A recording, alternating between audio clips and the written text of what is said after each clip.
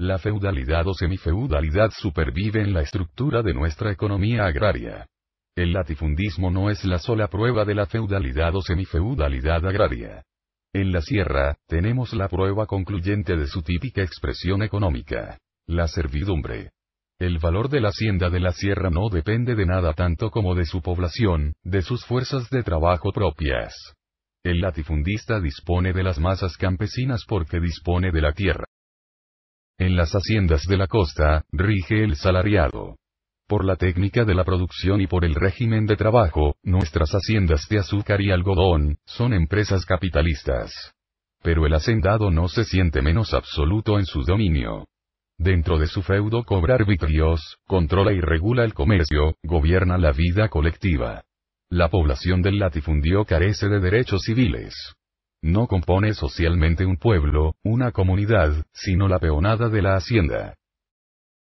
El Frente Único no anula la personalidad, no anula la filiación de ninguno de los que lo componen. No significa la confusión ni la amalgama de todas las doctrinas en una doctrina única. Es una acción contingente, concreta, práctica.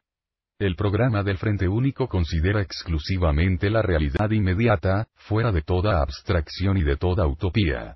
Preconizar el Frente Único no es, pues, preconizar el confusionismo ideológico.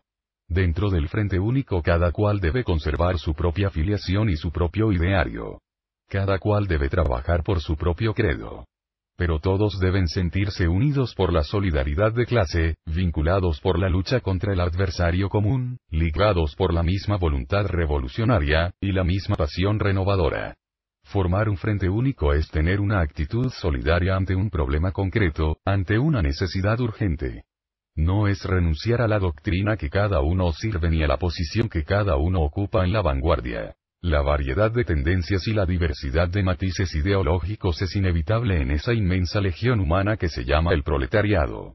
La existencia de tendencias y grupos definidos y precisos no es un mal. Es por el contrario la señal de un periodo avanzado del proceso revolucionario.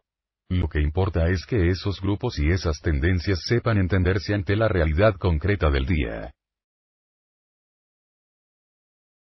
No queremos, ciertamente, que el socialismo sea en América calco y copia. Debe ser creación heroica. Tenemos que dar vida, con nuestra propia realidad, en nuestro propio lenguaje, al socialismo indoamericano. He aquí una misión digna de una generación nueva.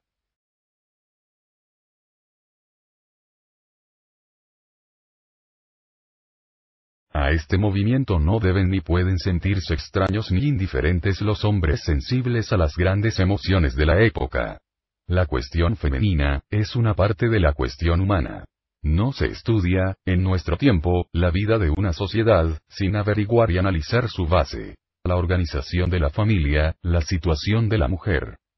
Nadie debe sorprenderse de que todas las mujeres no se reúnan en un movimiento feminista único. El feminismo tiene, necesariamente, varios colores, diversas tendencias. Se puede distinguir en el feminismo tres tendencias fundamentales, tres colores sustantivos. Feminismo burgués, feminismo pequeño burgués y feminismo proletario. Cada uno de estos feminismos formula sus reivindicaciones de una manera distinta. La mujer burguesa solidariza en feminismo con el interés de la clase conservadora. La mujer proletaria consustancia su feminismo con la fe de las multitudes revolucionarias en la sociedad futura. La lucha de clases, hecho histórico y no aserción teórica, se refleja en el plano feminista. Las mujeres, como los hombres, son reaccionarias, centristas o revolucionarias. No pueden por consiguiente, combatir juntas la misma batalla. En el actual panorama humano, la clase diferencia más a los individuos que en el sexo.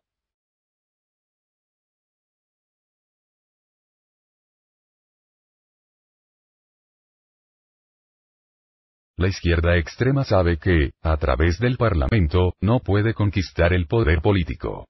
Mira en el Parlamento una tribuna de acusación y de ataque. El número de votos parlamentarios no posee para ella ninguna importancia sustancial. La tregua es una necesidad frecuente en la lucha de clases.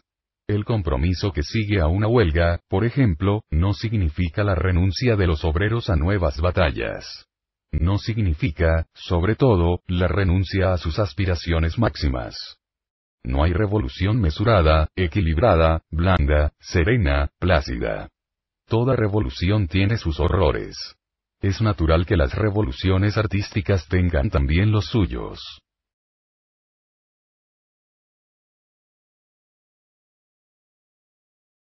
Los elementos jóvenes de la pequeña burguesía no pueden ya dejarse seducir por los gastados y ancianos señuelos de las izquierdas burguesas. La quiebra del anarcosindicalismo, que ha perdido a sus conductores más dinámicos e inteligentes, coloca a los obreros ante el dilema de escoger entre la táctica socialista y la táctica comunista. En el proletariado no existen sino dos intensos campos de gravitación: la revolución y la reforma. Del destino de una nación que ocupa un puesto tan principal en el tiempo y en el espacio no es posible desinteresarse. La China pesa demasiado en la historia humana para que no nos atraigan sus hechos y sus hombres.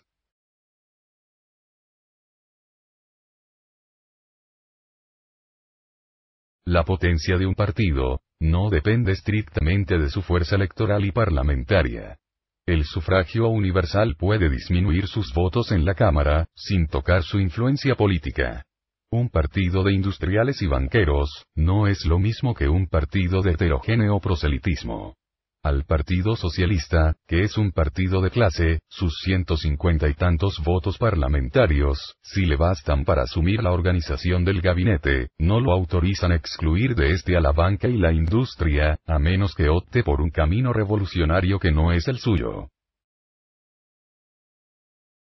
Todas las grandes revoluciones han tenido generalmente un principio muy modesto. La Revolución Rusa nació de un movimiento de la burguesía cadete, y de la nobleza liberal. Pero en Rusia existía, además de una profunda agitación del pueblo, un partido revolucionario, conducido por un genial hombre de acción, de miras claras y metas. Esto es lo que falta presentemente en España. El Partido Socialista sigue a hombres dotados de estimables condiciones de inteligencia y probidad, pero desprovistos de efectivo espíritu revolucionario. El Partido Comunista, demasiado joven, no constituye aún sino una fuerza de agitación y propaganda.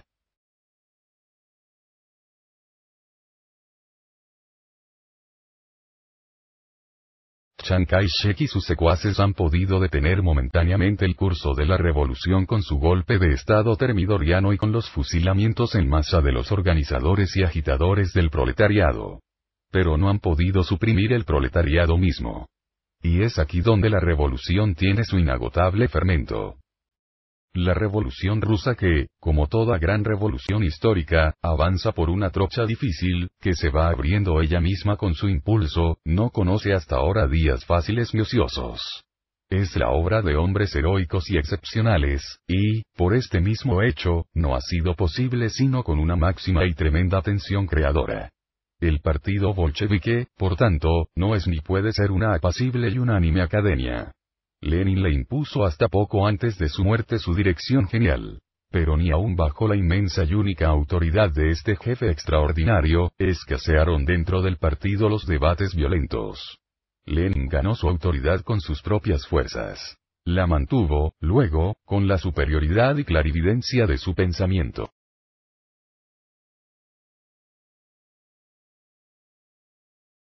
3. La lucha política exige la creación de un partido de clase, en cuya formación y orientación se esforzará tenazmente por hacer prevalecer sus puntos de vista revolucionarios clasistas. De acuerdo con las condiciones concretas actuales del Perú, el comité concurrirá a la constitución de un partido socialista, basado en las masas obreras y campesinas organizadas. 5. La organización sindical y el Partido Socialista, por cuya formación trabajaremos, aceptarán contingentemente una táctica de frente único o alianza con organizaciones o grupos de la pequeña burguesía, siempre que estos representen efectivamente un movimiento de masas y con objetivos y reivindicaciones concretamente determinados.